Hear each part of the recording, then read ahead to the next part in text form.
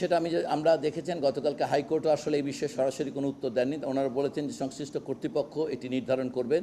সংশ্লিষ্ট কর্তৃপক্ষ বলতে আমরা মন্ত্রণালয় শুধুমাত্র সরকারে যারা কর্মরত তাদের ক্ষেত্রে প্রিফিক্স নির্ধারণ করে দিবে। এটা আমরা ওয়ার্কআউট করে বের করব যে তাদের জন্য কী প্রিফিক্স থাকবে, অথবা প্রিফিক্স না হয় সেটা পরেও হতে পারে নামের, কিন্তু এটা সারা দেশের জন্য কিভাবে প্রয়োগযোগ্য হবে বিষয়টি আসলে এখন স্পষ্ট নয়। আমরা পূর্ণ রায় পেলে আমরা বুঝতে পারবো আসলে এটা বিভিন্ন দেশে আসলে বিভিন্ন রকম। কোনো দেশে, আমাদের দেশে বা বিভিন্ন দেশে এটা সবসময় প্রিফিক্স নির্ধারণের ক্ষেত্রে অনেক ধরনের অ্যাপ্রোচ আছে।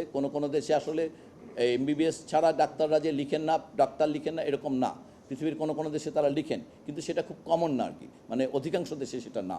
এবং তবে আমরা প্রিফিক্স নির্ধারণের জন্য একটা আলাদাভাবে কমিটি করে, যেহেতু হাইকোর্টের নির্দেশনা হচ্ছে সংশ্লিষ্ট কর্তৃপক্ষ, আমরা সরকারি নির্দেশনাগুলোতে প্রিফিক্স কী হবে সেটা আমরা নির্ধারণ করে দেব।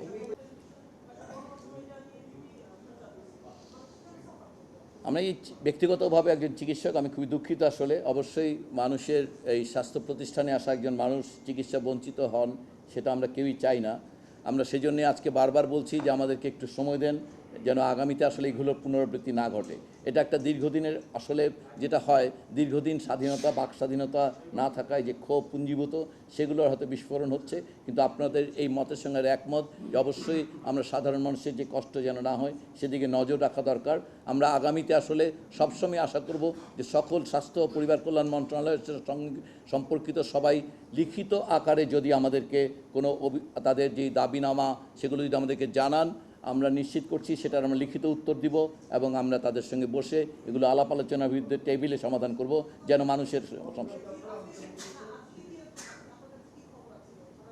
এটা আমাদের যতটুকু জানি, আমরা অধিকাংশ আমার কাছে যেভাবে এসছে আমরা দেখেছি যে গতকালকে একটা যৌথ বিবৃতি দেওয়া হয়েছে যেখানে এটা প্রত্যাহার করা হয়েছে।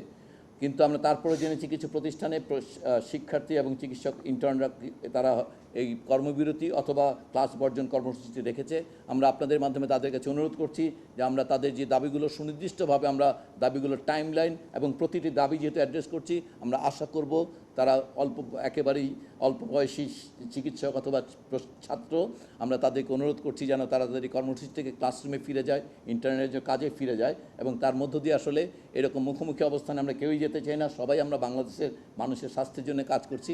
অতএব এই যেই ভুল বুঝাবুঝিগুলো হয়েছে সেগুলোর অবসান হোক এবং আমরা আগামীতে যে কোনো সময় আমাদের স্বাস্থ্য কল্যাণ মন্ত্রণালয় না, শুধুমাত্র মন্ত্রণালয় বহির্ভূত স্বাস্থ্যের সঙ্গে সম্পর্কিত সকল প্রতিষ্ঠান, ব্যক্তি বা কর্মীকে আমরা অনুরোধ করব, আপনারা আমাদেরকে জানালে আমরা সকল পরামর্শকে আসলে আমরা উদার চিত্তে গ্রহণ করব।